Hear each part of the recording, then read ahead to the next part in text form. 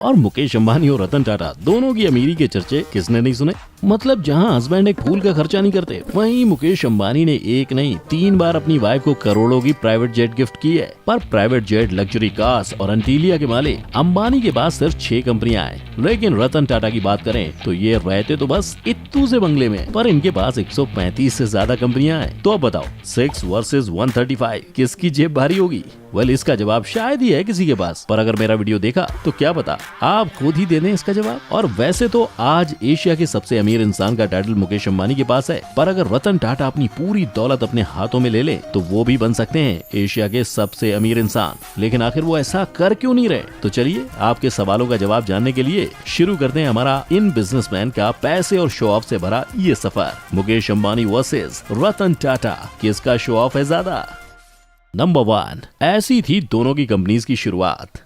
चलिए सफर की शुरुआत करते हैं 21,000 रुपीज से शुरू हुई एक टेक्सटाइल कंपनी से, जिसका नेटवर्थ आज 5 लाख करोड़ हो गया है। लेकिन 21,000 से 5 लाख करोड़ तक का ये सफर आसान नहीं था, क्योंकि 1839 में जमशेद जी का स्ट्रगल 14 साल की उम्र में ही मुंबई से शुरू हुआ था, जहां से ग्रेजुएशन खत्म करते ही उन पर परिवार की जिम्मेदारियां आ गईं, जिन्हें पूरा करने के लिए उन्होंने 21,000 रुपए जोड़कर शुरू किया टेक्सटाइल की ट्रेडिंग का काम। फिर जैसे ही धंधे में पांव जम गए, वैसे ही जमशेद जी ने नागपुर में अपनी पहली टेक्सटाइल मिल शुरू की, जहां उन पर लक्ष्मी जी की कृपा ऐसी बरसी कि उन्हें धंधे में काफी प्रॉफिट हो गया। बस इसी प्रॉफिट को देख उनका मन 3 ऐसे बड़े प्रोजेक्ट को शुरू करने का हुआ, जिसका फायदा सिर्फ उनको ही नहीं बल्कि उनके देश के सभी लोगों को मिल सके। हालांकि इस सपने को पूरा होता देख नहीं पाए थे, लेकिन अपने पिता के ही नक्शे कदम पर चलते हुए जमशेद जी के बेटे दोराबजी टाटा ने पिता के आयरन एंड स्टील कंपनी और हाइड्रो इलेक्ट्रिक पावर को स्टैब्लिश कर उनका सपना पूरा किया, और साथ ही इंडिया में शुरू किया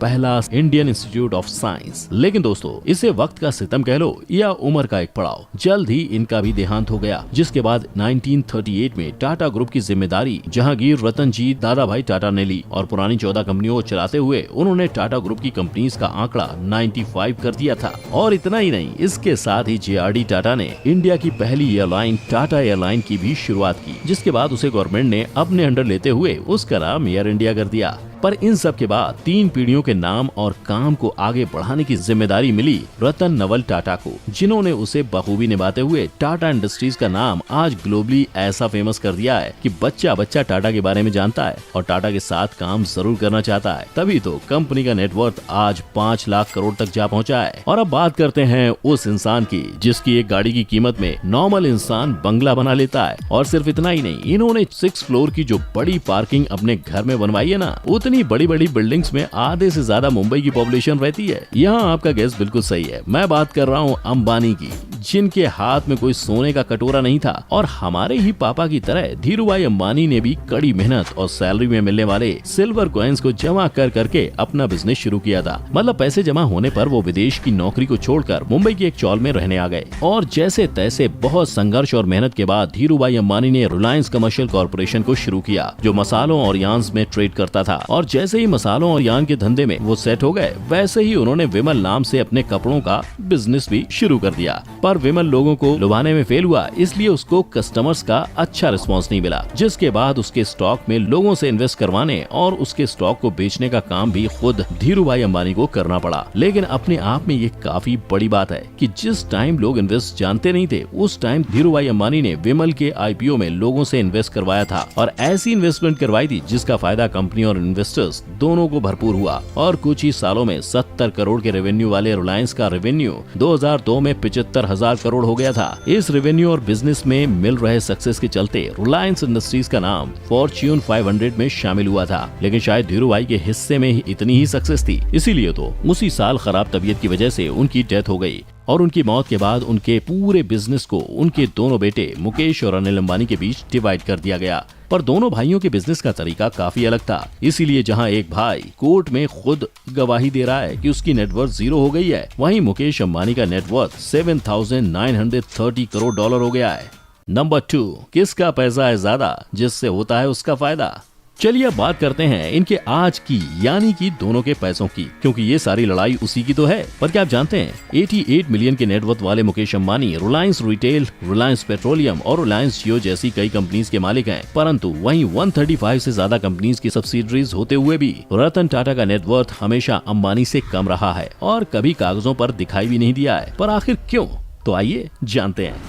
ये तो हम सभी को पता है कि रिलायंस इंडस्ट्रीज फिलहाल लिमिटेड सेक्टर्स में ही काम कर रही है, लेकिन वहीं टाटा ग्रुप इंडिया के ऑलमोस्ट हर फील्ड में काम कर रहा है, जैसे स्टील, केमिकल, आईटी, ऑटोमोबाइल वगैरह वगैरह। तभी तो सब्सिडरीज कंपनीज की ज्यादा होने की वजह से टाटा ग्रुप का market capital most of the time Reliance group से ज्यादा ही रहता है। फिर भी मुकेश अंबानी का नेटवर्थ आज इंडिया में सबसे ज्यादा कैसे है, यही जानना चाहते हैं ना? तो आपकी क्यूरियोसिटी को खत्म करते हुए मैं बता दूं, मुकेश अंबानी का नेटवर्थ इसलिए ज्यादा है क्योंकि रिलायंस ग्रुप में वो 48% शेयर के मालिक हैं, और जब शेयर्स ही लगभग आधे उनके नाम है तो जाहिर सी बात है कंपनी का फायदा होने पे आदमी की वैल्यू भी बढ़ती ही है। इसीलिए तो सितंबर 2020 में अंबानी साहब का नेटवर्थ $88 बिलियन हो गया था। लेकिन वहीं अगर हम बात करें रतन टाटा की, तो टाटा ग्रुप में वो 1% से भी कम शेयर के मालिक हैं, क्योंकि उनकी ग्रुप का 66% शेयर उनकी ही कंपनी के अलग अलग ट्रस्ट जैसे sir Ratan Tata trust, sir Dorabji Tata trust, Tata education trust जैसे कई ट्रस्ट को डोनेट किया जाता है, जो इंडिया के एजुकेशन, हेल्थ, लाइवलीहुड जनरेशन और आर्ट एंड कल्चर जैसे अलग अलग सेक्टर्स में काम कर रहे हैं। मतलब बंदे को पूरी 134 प्लस कंपनीज मिली थी अपने नाम करने के लिए, लेकिन फैमिली वैल्यू को आगे बढ़ाते हुए वो कंपनी का 2/3 से भी ज्यादा हिस्सा देशवासियों के लिए दान कर रहे हैं। इसका मतलब समझ रहे हैं आप? इसका मतलब अगर सिर्फ और सिर्फ चैरिटी वाले शेयर भी रतन टाटा ने अपने नाम कर लिए होते ना,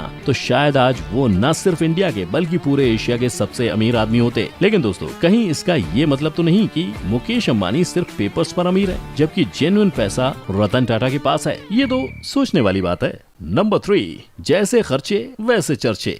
घर, गाड़ी, पैसा सब है इन दोनों के पास, लेकिन फिर भी क्यों देखते हैं एक के खर्चे तो वहीं दूसरे के कम होते हैं चर्चे? क्योंकि पैसा तो बोलता है बॉस, लेकिन जिसको दिखावा करना आता है शायद उसका ही ज्यादा बोलता है। तभी तो जब अंबानी ने अपनी बेटी की शादी में 110 करोड़ खर्च किए थे, तब उसके चर्चे बड़े जोरों शोरों से हुए थे। और तो और, जैसा कि मैंने आपको इंट्रो में ही बताया था कि मुकेश अंबानी ने अपनी वाइफ नीता अंबानी को 3 बार 1000 स्क्वायर फीट का प्राइवेट जेट गिफ्ट किया है, जिसकी कीमत करोड़ों में होती है। पर चौंकिए मत, क्योंकि इनके खर्चे अभी खत्म नहीं हुए हैं। इनके पास एक याट भी है जो स्पेशली सोलर ग्लास रूफ से बनाई गई है और जिसकी अप्रॉक्स कीमत 700 करोड़ है। और अब जब पति इतने खर्चे कर ही रहा है तो बीवी क्यों पीछे रहे? इसीलिए तो नीता अंबानी को हमेशा नए डिजाइनर कपड़े, ब्रांडेड वॉचेस और महंगे बैग्स के साथ ही देखा जाता है। पर देखो भाई, जब सेठ इंडिया का सबसे अमीर आदमी हो तो उसके नौकर को भी तो उसके स्टैंडर्ड का होना पड़ेगा। इसीलिए मुकेश अंबानी अपने सिक्योरिटी गार्ड्स को भी 2.5 से 3 करोड़ वाली मर्सिडीज AMG G63S में साथ लेके घूमते हैं। और तो और, अपने एंटीलिया में गर्मियों में स्नोफॉल का मजा लेने के लिए इन्होंने उसके लिए अलग से स्नो रूम तक बनवाया है। लेकिन वहीं अगर हम रतन टाटा के खर्चों की बात करें तो उनकी आइडियोलॉजी हमेशा से सिंपल लिविंग की रही है। इसीलिए तो उन्होंने आज तक कोई बड़ा खर्चा नहीं करते हुए अपना घर भी काफी सिंपल और एलिगेंट रखा है। साथ ही अपने पैसों को स्टार्टअप में इन्वेस्ट किया है ताकि उनकी कंट्री और कंट्री के लोग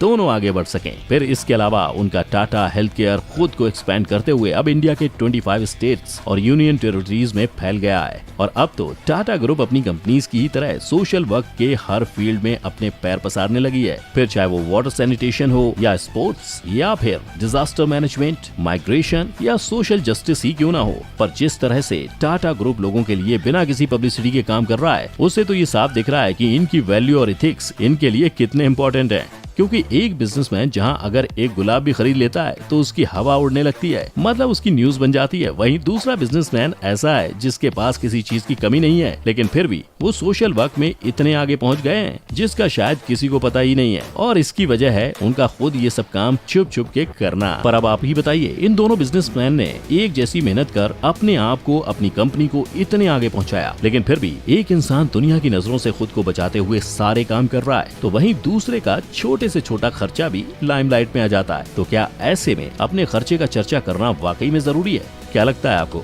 कमेंट बॉक्स में जरूर बताना। इसके साथ ही अगर आपको हमारी आज की ये वीडियो अच्छी लगी हो तो लाइक और शेयर करना मत भूलना, और साथ ही ऐसे कई नए पुराने चर्चे के बारे में ज्ञान अर्जित करते रहने के लिए हमारे चैनल को भी सब्सक्राइब कर लेना। साथ ही हमारी कोई भी अपडेट आपसे मिस ना हो, इसलिए बेल आइकन को भी हिट करना याद से। फिर मिलेंगे किसी नए मुद्दे और चर्चे के साथ। जय हिंद।